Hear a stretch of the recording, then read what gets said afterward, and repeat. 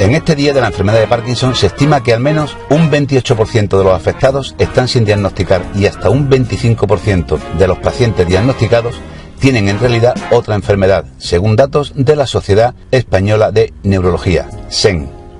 El 11 de abril es el Día Mundial del Parkinson 2019, una enfermedad neurológica, crónica y progresiva que, según datos de la Sociedad Española de Neurología, afecta en España al menos a 150.000 personas. Es, además, la segunda enfermedad neurodegenerativa más frecuente en nuestro país tras la enfermedad de Alzheimer. Según publicó Discanet, el portal de las personas con discapacidad, el doctor Pablo Mir Rivera, coordinador del Grupo de Estudio de Trastornos del Movimiento de la Sociedad Española de Neurología, ha señalado que tanto la incidencia como la prevalencia del Parkinson se ha incrementado de manera considerable en las últimas décadas y lo seguirá haciendo en las próximas. Tal es así que estimamos que dentro de 30 años estas cifras podrían triplicar las actuales. Este incremento es debido fundamentalmente al aumento de la esperanza de vida, los avances diagnósticos y terapéuticos y un mejor conocimiento de la enfermedad. No obstante, sigue siendo una patología infradiagnosticada. Cada año en España se diagnostican unos 10.000 nuevos casos de la enfermedad de Parkinson.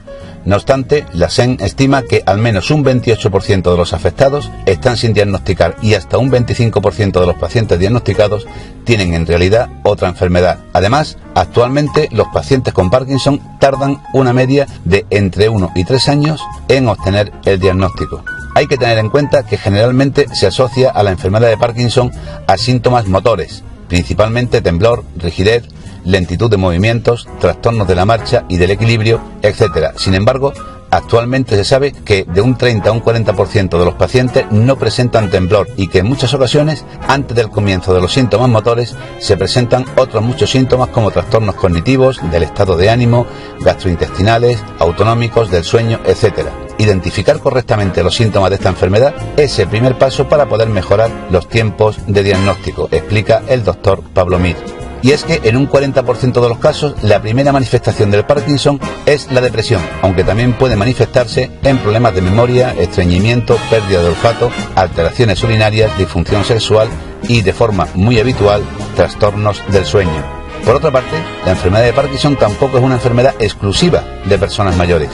Si bien en España el 70% de los pacientes diagnosticados con Parkinson superan los 65 años, el 15% de los casos se dan en menores de 50 años e incluso se pueden encontrar pacientes en los que la enfermedad se inicia en la infancia o en la adolescencia. El envejecimiento constituye el factor no modificable más importante para padecer Parkinson, aunque es una enfermedad relacionada claramente con el incremento de la edad. Mientras que el 2% de mayores de 60 años padecen Parkinson, en mayores de 80 años la enfermedad alcanza el 4%, comenta el doctor Pablo Mir. Pero aunque aún no están claros todos los factores que llevan a un paciente a desarrollar la enfermedad, existen también otros factores de riesgo.